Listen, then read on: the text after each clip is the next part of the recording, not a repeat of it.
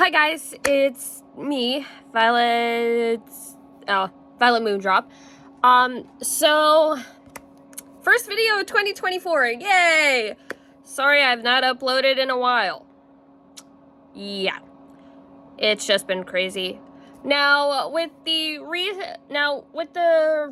recent release of Hazbin Hotel, finally after 4 years, I am making this video to talk about it. Now, okay, we'll start with episode 1. I found it cute. I mean, yes, and excuse my language, I'm gonna be swearing a lot. This is for 18 plus because of swears, so viewer discretion is advised. Because, hey, I'm gonna be talking about an adult show that has curse words and gore in it. Yay! Okay, so for episode 1 of Hazbin Hotel Overture Turn, which is what is the title for that episode, I found it cute. Adam's a dick. Again, excuse my language. Adam is a dick. Yes? In Hazbin Hotel and the Bible, he was the original dick, but he is still a dick, a major dick, and I hate him, so fuck him. So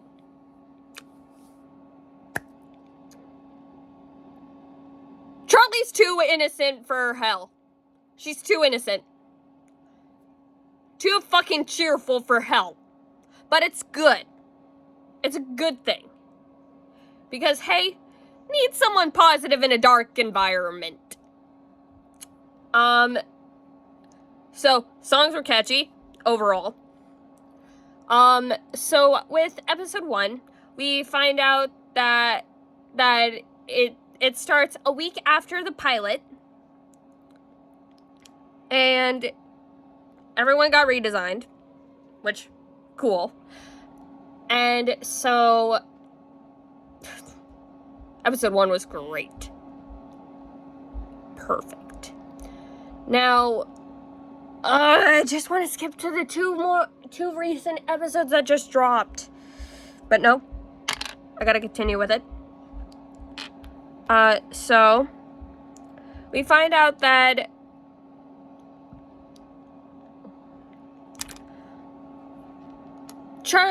that Lucifer wants Charlie to speak, that the Heaven Embassy wants to speak with them only a week after the extermination. And so we find out later in that episode that the exterminators are coming in, that they moved up the extermination to every 6 months. So, it's going to happen 2 times a year. And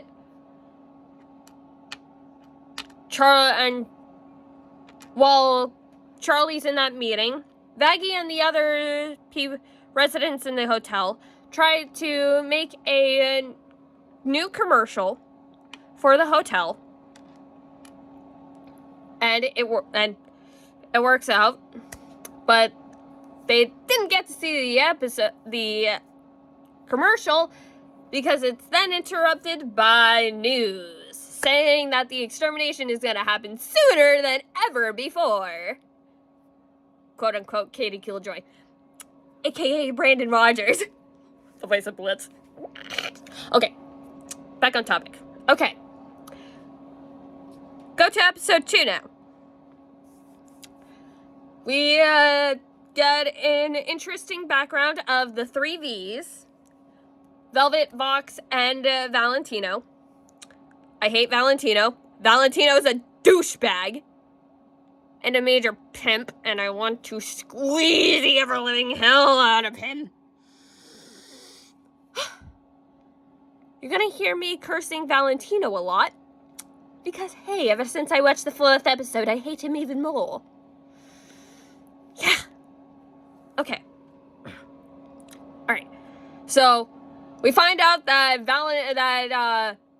Vox and Alistair have a rivalry happening. And Alistair's just calm and collected, and, well, Vox loses his shit.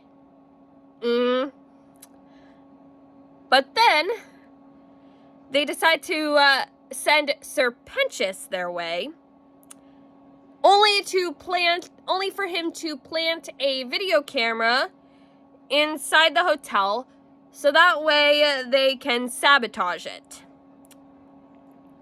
They find out, but Charlie, the cinnamon roll she is, which I honestly believe she might be making things worse,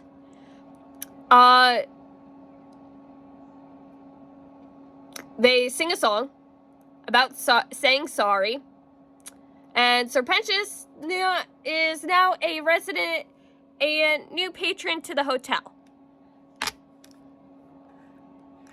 And so, episode 3, called Scrambled Eggs, we meet the other overlords. And we get a full look of the redesign for Carmela Carmine and all the other overlords. And Velvet and Carmela have a song tiff during the meeting. And while that's going on, back at the hotel, Charlie and Vaggie are introducing everyone to trust exercises.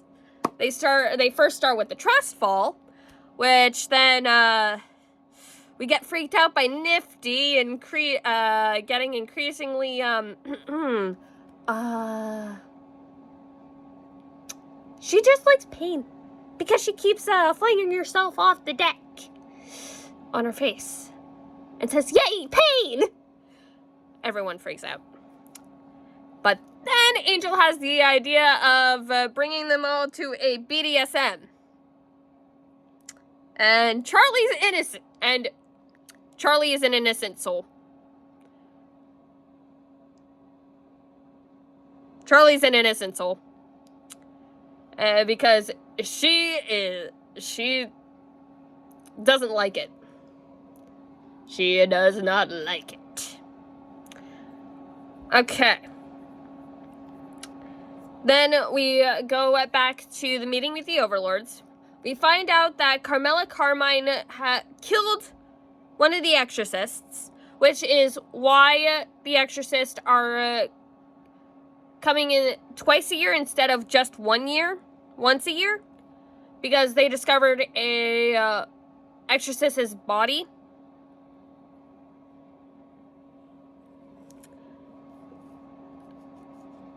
So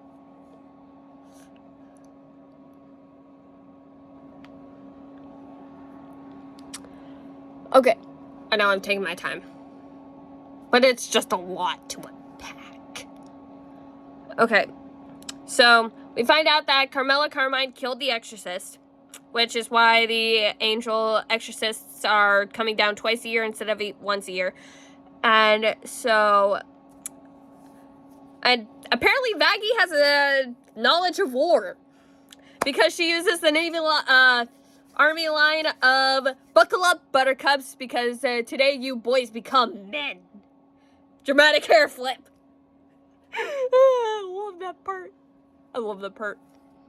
Because she brings them to a wrecking ground, I'm gonna say it. Kind of a war zone, kinda. Hey, I've never been in the army, so I don't know. My dad's the one with that knowledge. Because he was in the Air Force. Yeah. Okay, but anyway. So after all that trusting stuff happens, all the residents are actually sharing a laugh, which I found cute. I found really cute. And Serpentius keeps his eggs. His egg boys. And apparently they have names, which I never knew, because they were only called egg boys. But then one of them is in the elevator with Alistair and Zestel, and one of them mentions, oh, Frank is up there. And the other one goes like, we have names? Yeah. I'm most likely positive almost all of us who are Hazbin Hotel fans have never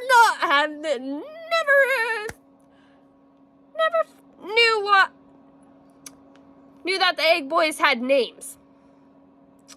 Yeah. Okay. Prepare to hear me scream Valentino. Episode 4.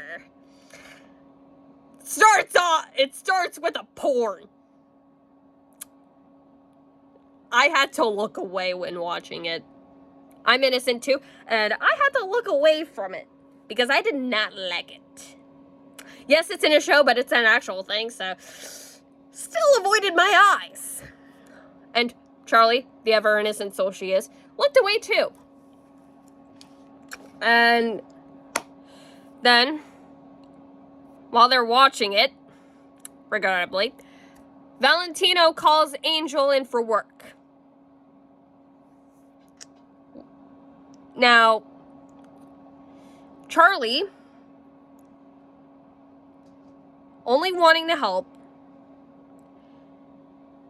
gets encouraged by Vaggie to be aggressively kind to Valentino. She should have just killed him. Yep. Should have just killed him on sight. Okay. As I was saying. Now,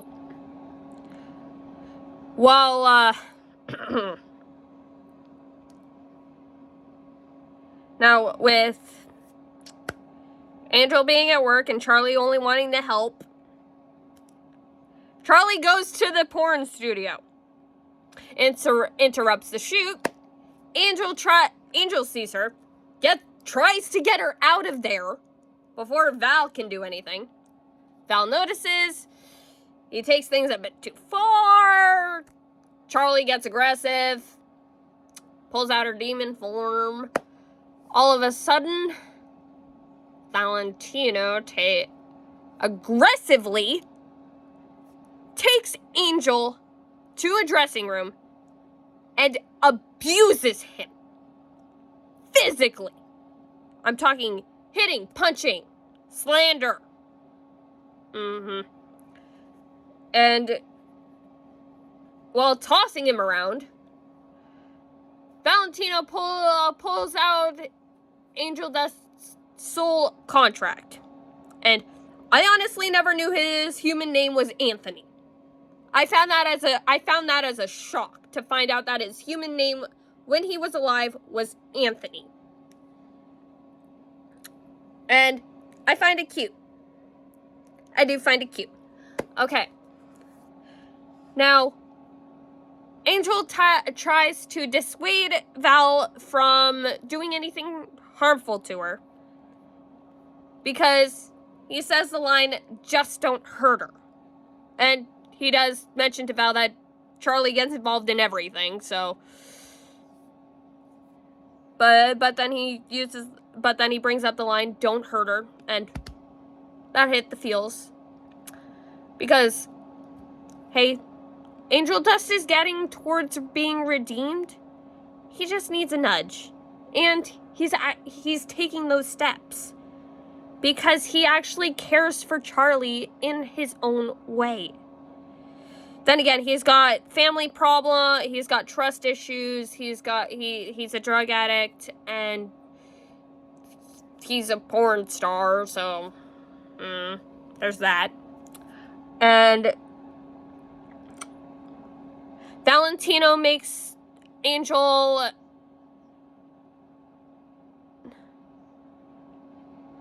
have Charlie leave. Meanwhile, while hurting her feelings too.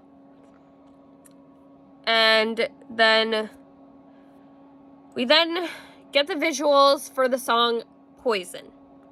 Now, when I heard Poison, I downloaded the song playlist for the show. and I listened to it a buttload of times. But the visuals, I was not ready to see the visuals for Poison. And I will tell you, it was worse than Addict.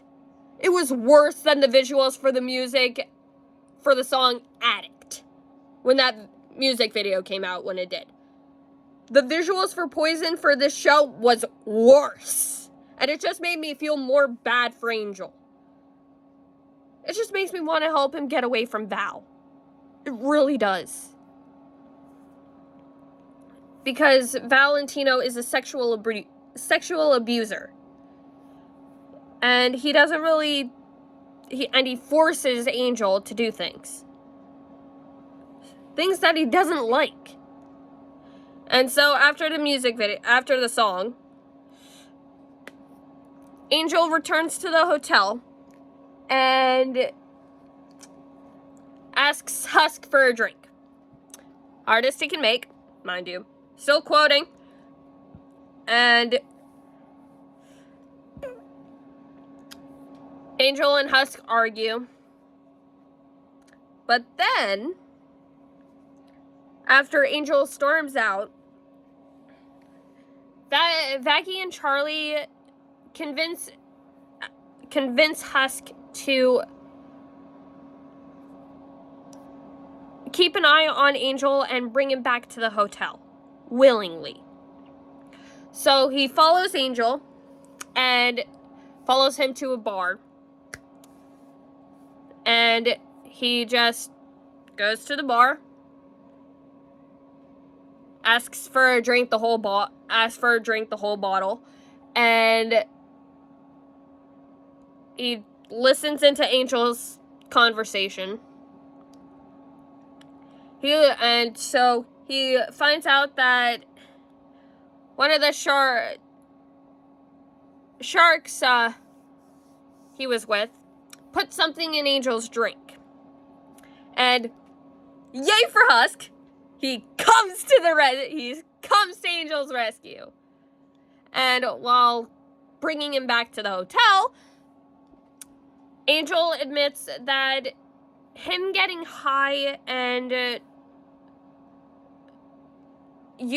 doing drugs and getting wasted is his escape from the feelings he feels about working for Valentino and being under his being on his leash. And for this little bonding moment, we find out that Husk was an overlord. Dr. Facilier moment, am I right?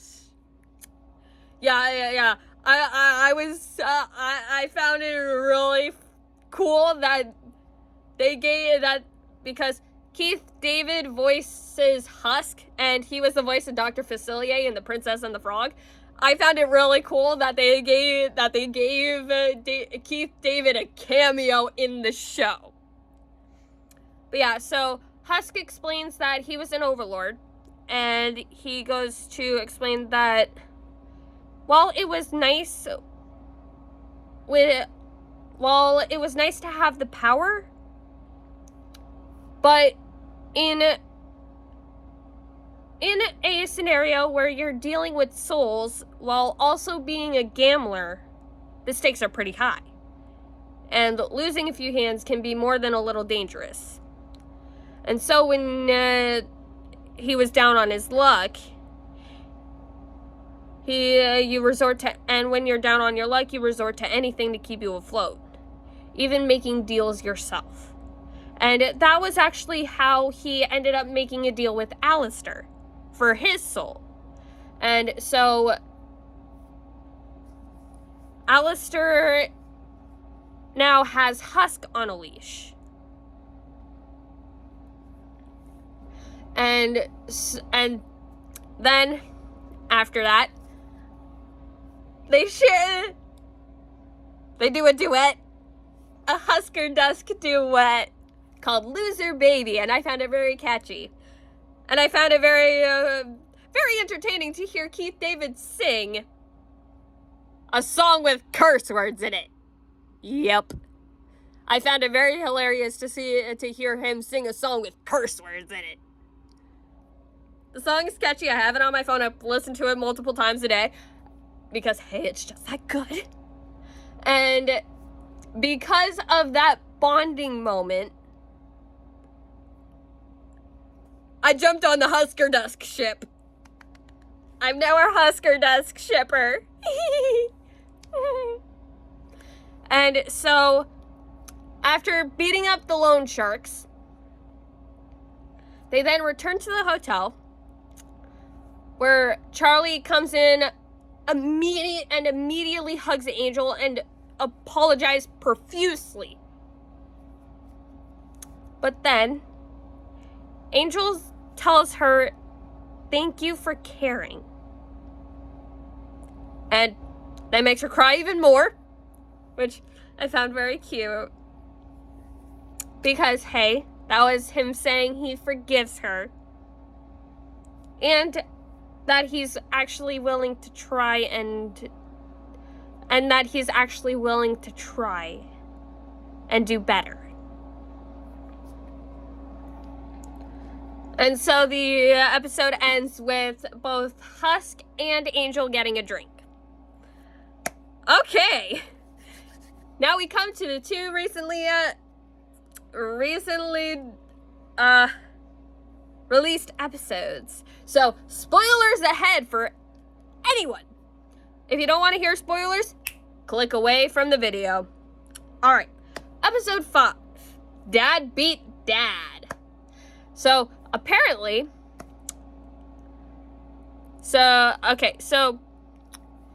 Charlie did not sleep because she was trying to find a solution and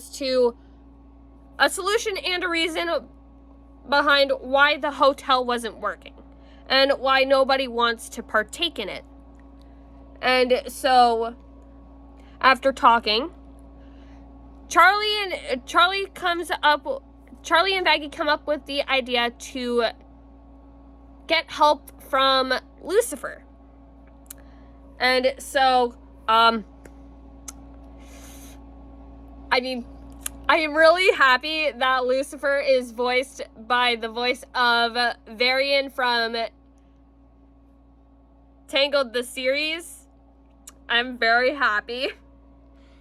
I'm very glad. And it just warms my heart. But Lucifer has an obsession with ducks. Seriously, his whole room was filled with rubber duckies.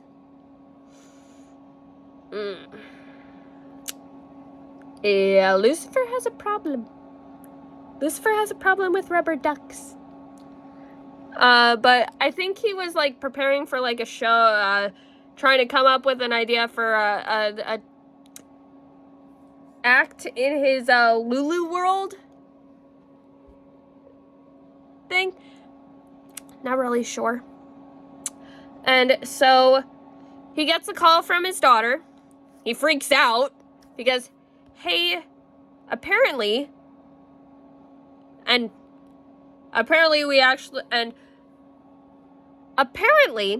Lilith and Lucifer split. I found that a bit weird. So, we find out that Lucifer and Lilith have kind of divorced. And he has mostly been out of Charlie's life because Charlie mentions that she's rarely seen her dad. And because of that, they don't have that close of a bond. And so Charlie tells her dad that he should come to the hotel to see the progress she's made, and he agrees. And tells her that he'll be there in an hour. And they rush to make everything perfect because Lucifer is the king of hell. So they have to get everything perfect. And so, and then, after the introduction, and Lucifer is shocked to know that Charlie has a girlfriend. Yeah. And he goes, "You like girls? So do I. We have something in common." Yeah. Absent parent. Okay. Then we get a song, and apparently it's a duet involving Alistair. And apparently Alistair thinks of Charlie as his own daughter, which, and during this whole exchange, Lucifer gets uncomfortable with how handsy everybody is being with Charlie, which makes me think there's a tiny bit of possessive in him. And so that's a song. Then we get introduced to Mimsy. And apparently we find a bit more about Alistair's past. And that him and Mimsy have known each other since their lives in heaven, since their lives up on Earth. So apparently they knew each other even when they were alive, before they landed in hell. And so Mimsy gives us a bit more of a backstory for Alistair, which I found pretty useful. Helpful. Not useful, helpful. And so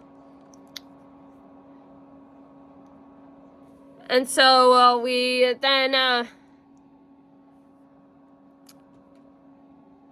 we finally get a look on how and apparently Husk knows what Mimsy's deal is, because he said that she only shows up when she needs something. And apparently Husk says something that ticks Alistair off. And that is that apparently Alistair is also on a leash. And that ticks him off. So that makes me question just who has Alistair on a leash that he doesn't like being reminded of it. So that's a question. That's a question. And so then after a long talk with Dad,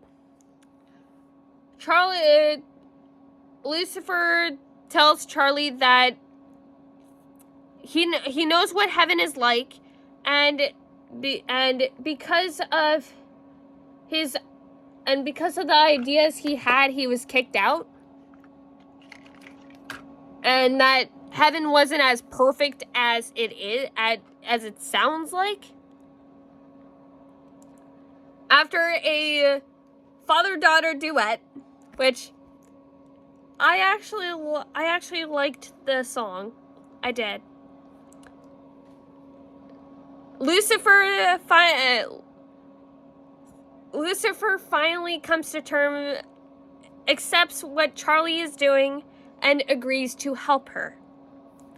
And so at the end of the episode, Lucifer says he'll get a meeting with heaven, with the higher-ups, so that way Charlie can show them her hotel, how her hotel can help sinners achieve enlightenment and redemption and make it into heaven. And so it ends there. And now we move on to episode 6. Welcome to Heaven. And that's the title. Okay, so it opens with Charlie overpacking for heaven. And while waiting for the portal to open up, Cherry Bomb comes in and wants to take Angel out. But then Charlie decides to get everyone involved and have Cherry take everyone out. So that way they can let loose after a long day. And she unwillingly agrees. And so they go to a club. And then it shifts to heaven, where Charlie and Vaggie starts acting suspicious. Because she actually... during the first couple of minutes of the episode, Vaggie acts very suspicious. She was acting very sus to me. Because when heaven was mentioned, she shied away from it. Because she was trying to avoid the subject. And trying to get out of joining Charlie in heaven. And so, they get to heaven. And they try to get in. And then we get introduced to the Seraphim. And so we get introduced to two new characters who were shown in the Hazbin Hotel collectible trading cards, which I sadly did not get. Sadly. And they show Charlie and Vaggie around heaven. There we find, and while they're looking around, we see Adam and Lute again. Yay! They freak out and wonder why Charlie and Vaggie are in heaven. But then,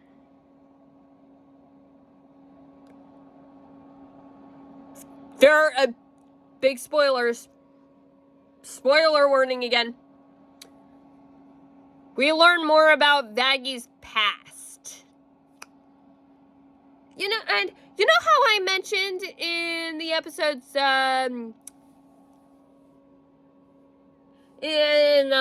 like a couple episodes, how Vaggie has like U.S. Navy kind of vibe for trust building?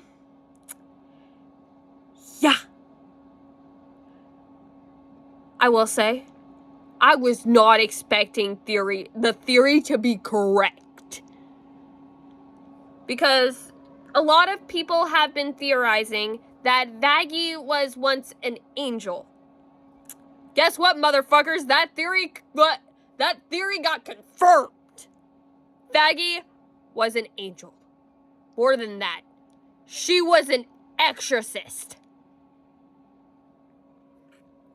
So, you know how in the trailer that released, we see that one scene where the exorcists have come down and are killing people? And that one exorcist we get a picture of? That was Vaggie. But apparently, during that cleanse, Vaggie let one of the sinners escape. But because of that, she was kicked out. And so,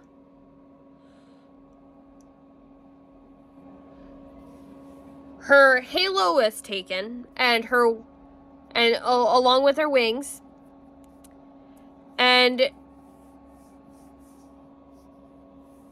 she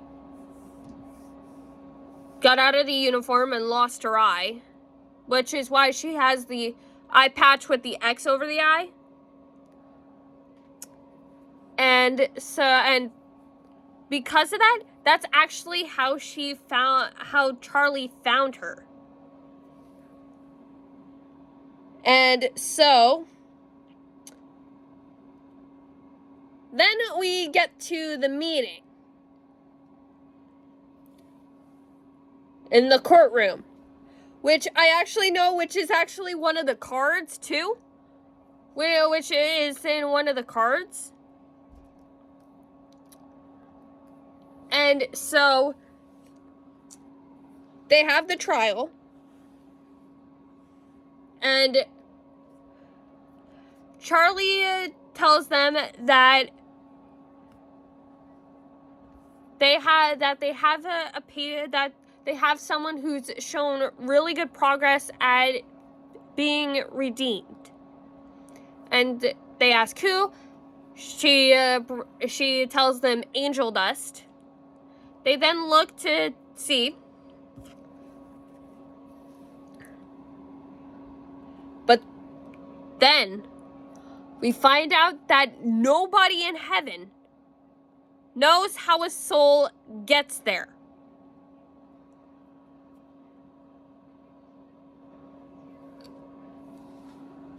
And so, because Adam doesn't know, and he was the first one to reach heaven, even though he's a dick.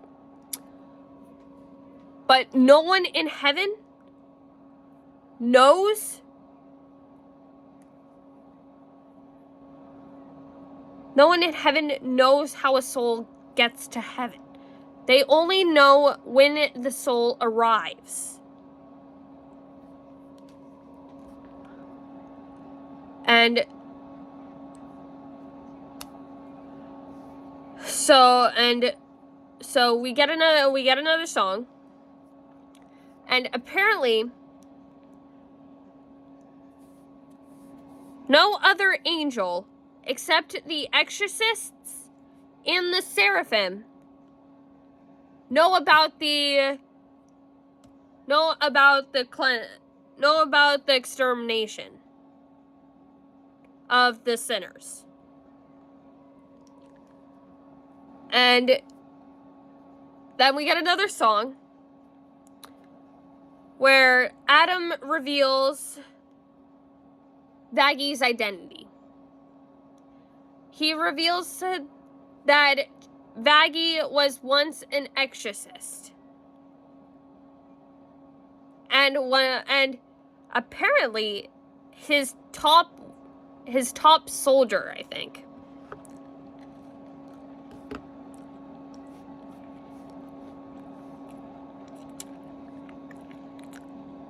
Sorry. I need to eat something.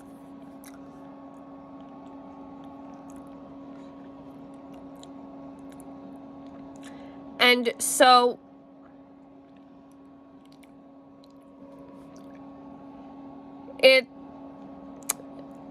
apparently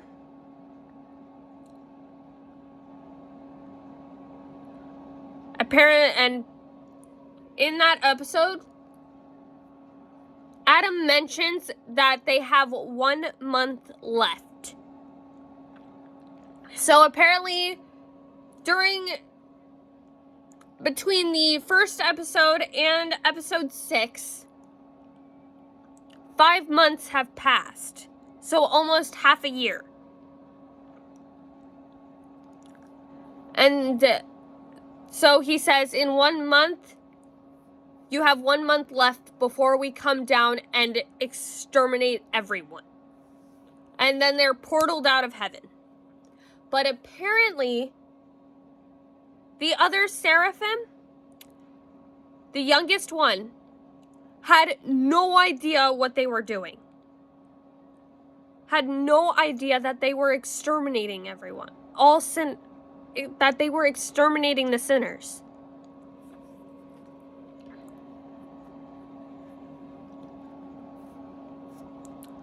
And it's just a lot of drama. But yeah. I am wanting to know where it goes from here. Sorry. I'm really worried. Because they now have 1 month left to get prepared to fight.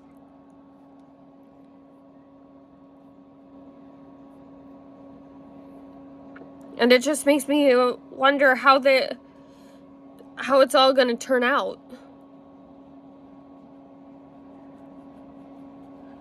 It just makes me wonder how it's all gonna turn out.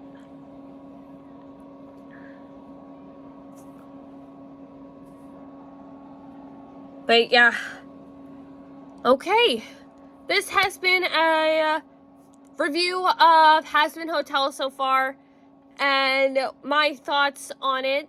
I hope you all enjoyed. Again, for anyone who clicks on this episode on this video, spoilers, a bunch of spoilers. All right, well, I am going to get ready for bed. Good night, everybody. Thanks for tuning in. Stay tuned.